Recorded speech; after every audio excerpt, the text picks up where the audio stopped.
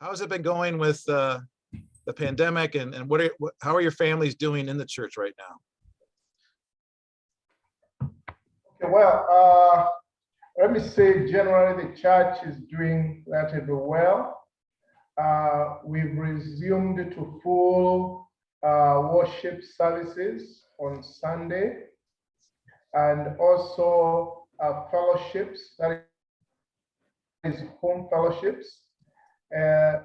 However, still the effect is being felt because members have resumed back to the church, yes, but of course with some very technical needs in terms of like some needs a lot of counseling because they've lost their loved ones. Some need economical support because their resources have been spent because of, for example, they lost jobs, and also some may have gone through some COVID effects, and they spent much in terms of medication and so. Members have come back in the church much more needed.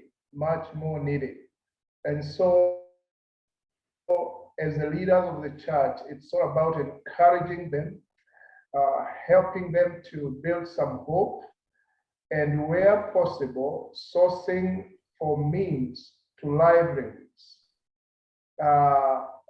While again, we understand it's not just easy because these are global experience. So close to each and everyone has the effect of this COVID-19.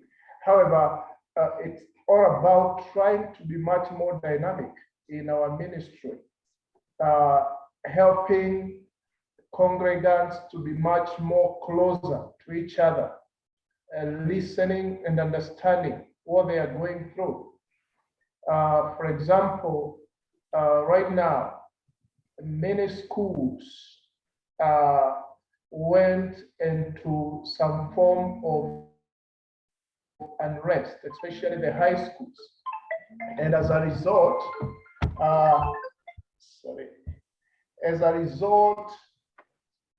very many schools were burnt down. Actually, I'm sorry, because where my son goes to school, they burnt their school.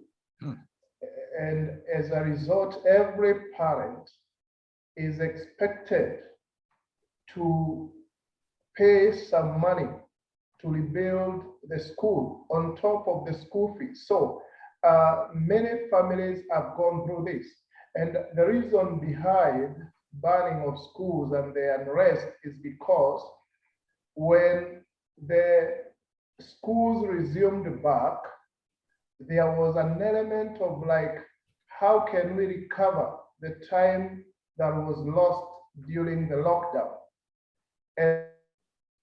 And the method that was used was like condensing the class time in terms of syllabus, in terms of what we call semester workloads. And it's like even they don't have time for vacations.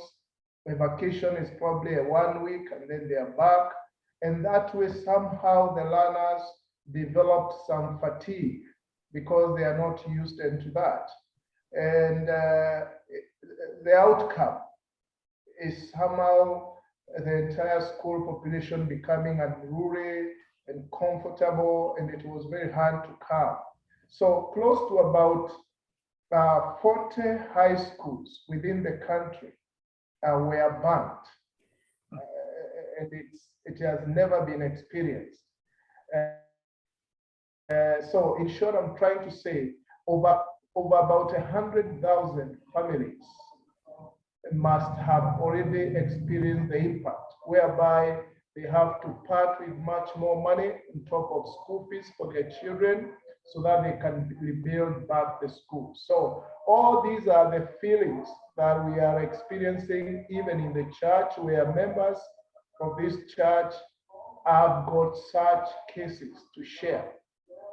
Of course, what I have already mentioned the area, members have cases of like we lost jobs, our businesses closed down, so we are low in terms of income.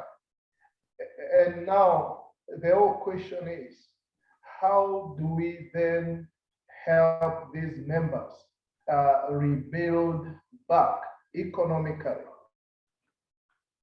rebuild back socially, and also rebuild back in terms of faith? Because when all these foundations are shaken, definitely there are some sections of congregants who may feel like, well, should I continue with like these believing in God, and should I continue committing myself to the work of God? Should I continue giving my offerings or my tithe to the church? Do I continue spending my time in the house of the Lord? So it's the whole issue of like helping members understand how to manage moments of storm, just as the word of God says. Times of storms come. I think in the US, you have a much more better experience in terms of storms, unlike here in Kenya, right? But we just help the members to understand that this was a storm and we need to trust God that the storm will be over and God will save his people. So there is much of this, Jason, in the congregation where I work as well.